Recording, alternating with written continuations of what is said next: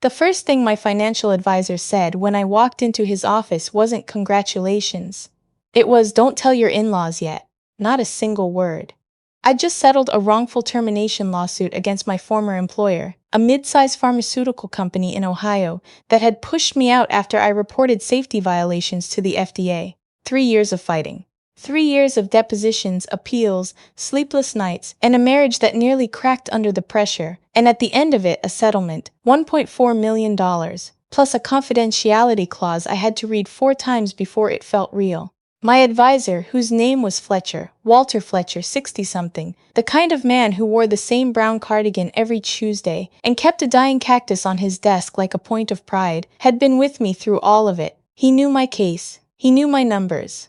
And apparently, he knew something about my family that I was still too exhausted to see clearly. Why? I asked.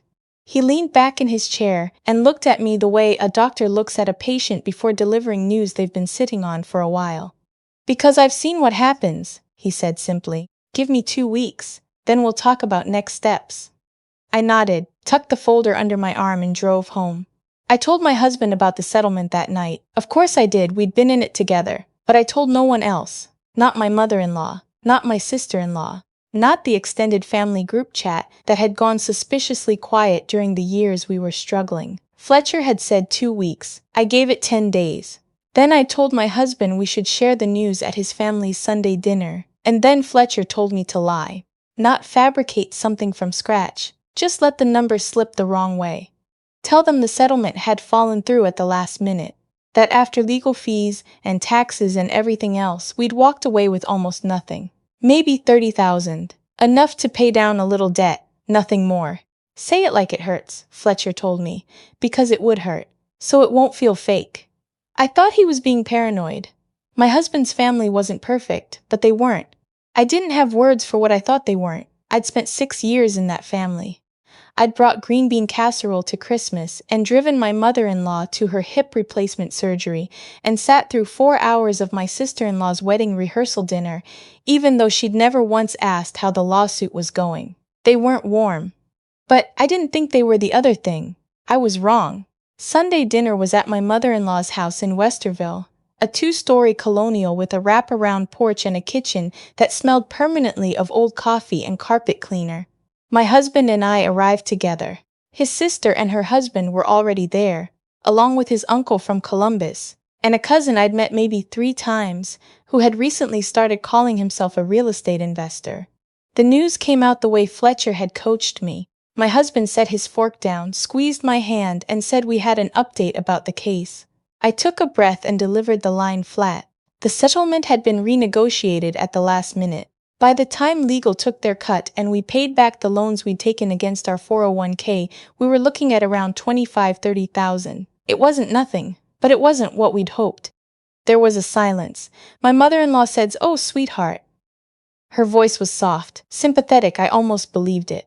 Then dinner continued, and I watched. My sister-in-law barely touched her food. She kept glancing at her husband across the table, these small flicks of eye contact that I recognized as a married couple's private language. Her husband, who had never once asked me a personal question in 6 years, suddenly became very interested in my husband's job security. Did the company have good benefits? Were we thinking of selling the house? Had we looked at refinancing? My mother-in-law mentioned twice that she'd been meaning to redo the back porch when the timing was right.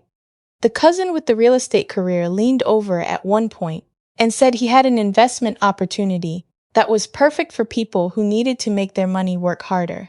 When I said we barely had any money to work, he nodded slowly and said, right, of course," and looked at my husband instead. I smiled through all of it. I ate my pot roast. I helped clear the table, and on the drive home my husband and I didn't say anything for a long time.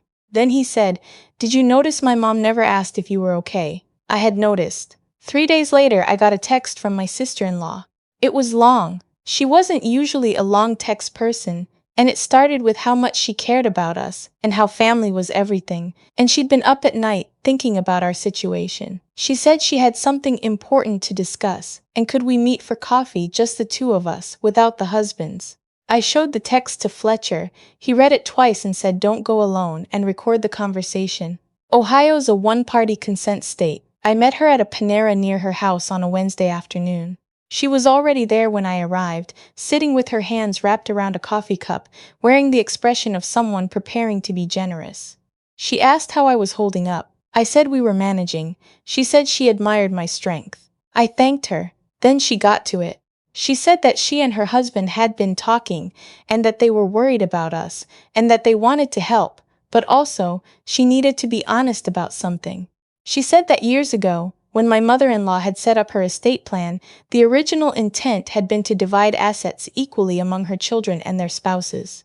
But given what had happened with the lawsuit, given that the financial situation was more complicated now, her mother had started to wonder whether the current arrangement still made sense.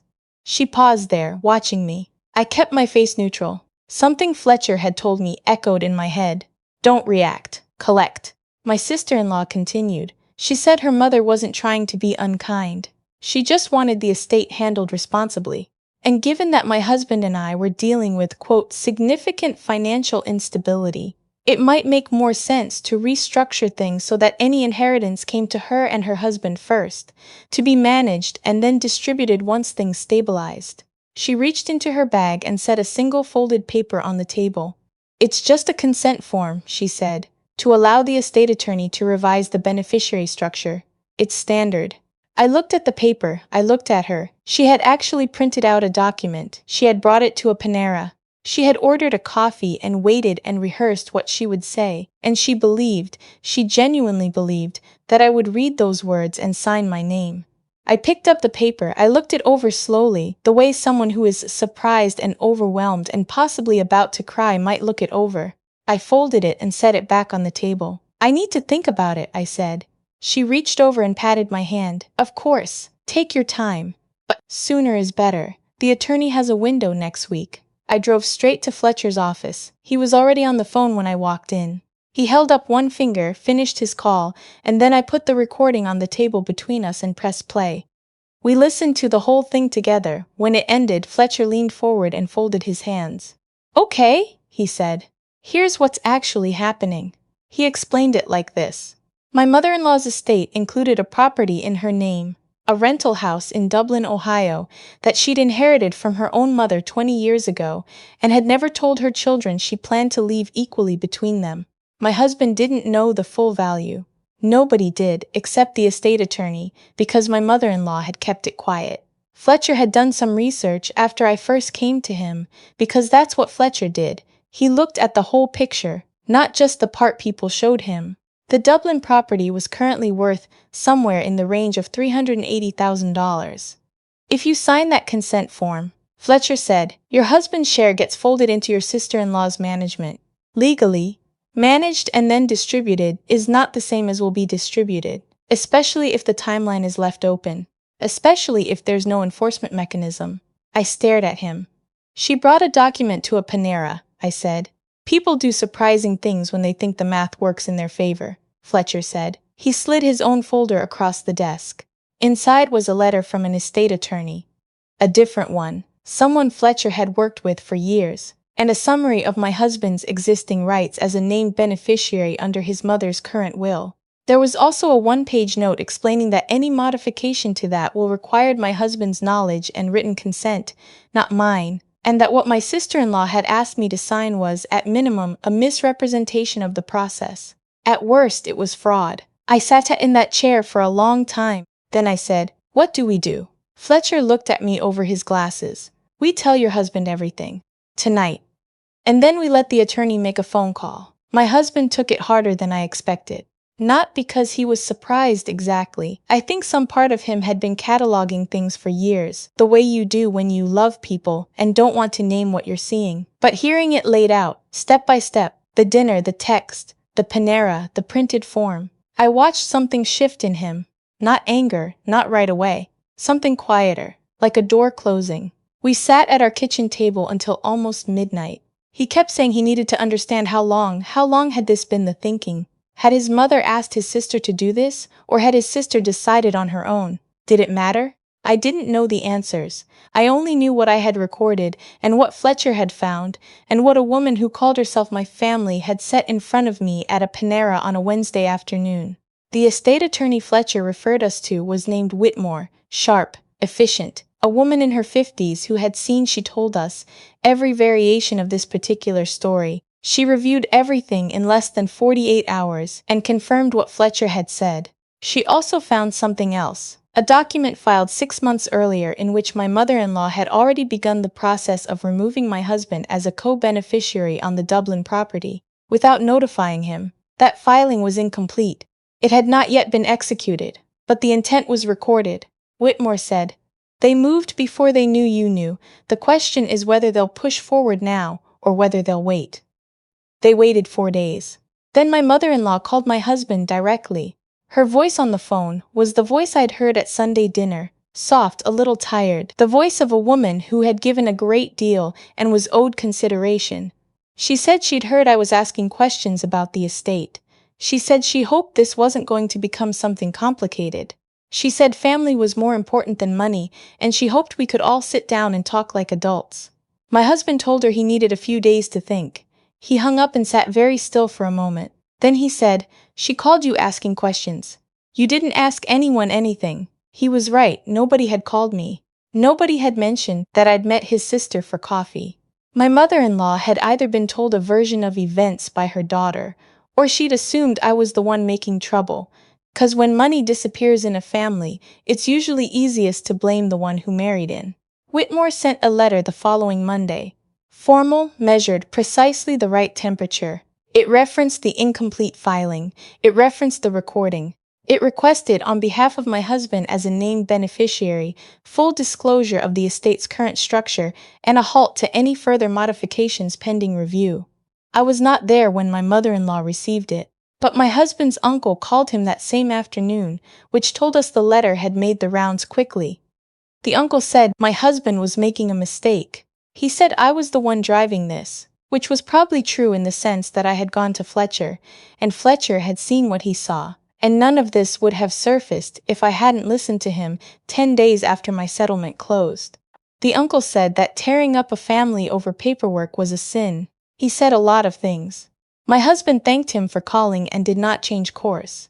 2 weeks later, we sat across a conference table from my mother-in-law and my sister-in-law and their attorney, a man who seemed deeply uncomfortable with the situation he'd found himself representing, and Whitmore laid it out cleanly.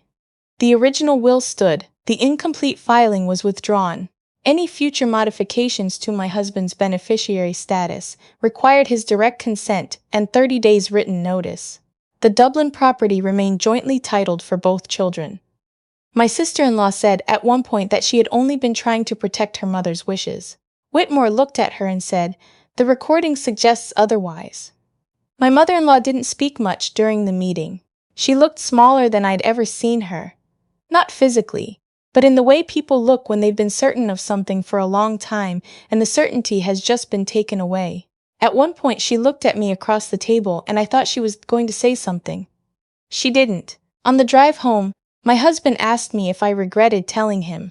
I knew what he was really asking. Whether I regretted setting all of this in motion, whether I wished we'd just let it sit, let the form stay unsigned, let whatever was going to happen eventually happen without us having to watch it happen. I thought about it honestly. "No," I said, "because they weren't going to stop. They'd already filed something once." He nodded slowly. We didn't talk about it much after that. There are things in a marriage that become part of the foundation without anyone deciding they should be. Events that you don't revisit because revisiting them doesn't add anything. They're just there now, under everything, part of what the structure is built on. We did not go to Christmas that year.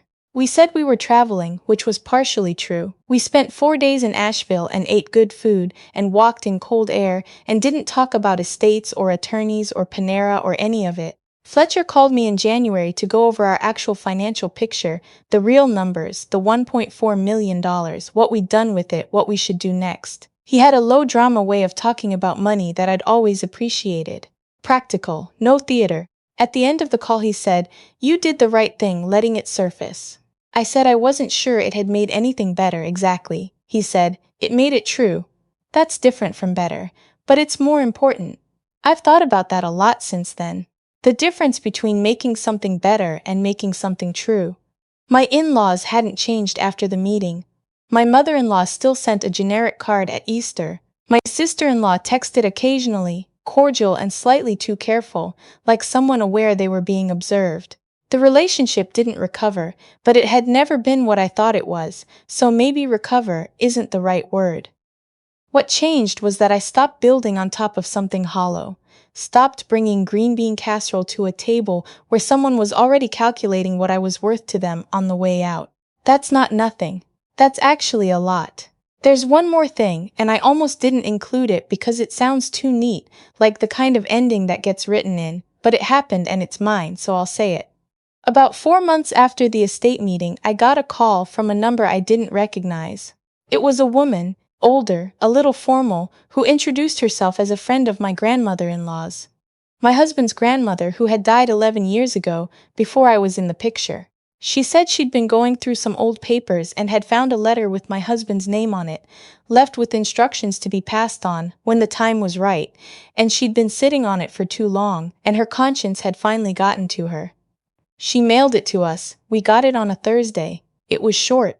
My grandmother-in-law's handwriting, unsteady but clear, talking about the Dublin property. She had bought it herself, worked for it herself, left it specifically for the grandchildren because she hadn't trusted what would happen to it otherwise. She wrote that she hoped whoever read the letter would know that some things in a family are built to last, and some things only look that way. She wrote, "The property is yours by right. Don't let anyone tell you otherwise." My husband read it twice, folded it carefully, and put it in the drawer where we keep documents that matter. Then he looked at me and said she knew. Yeah, she knew. We didn't lose anything that year. We just finally saw the whole map and figured out which parts of it were actually ours.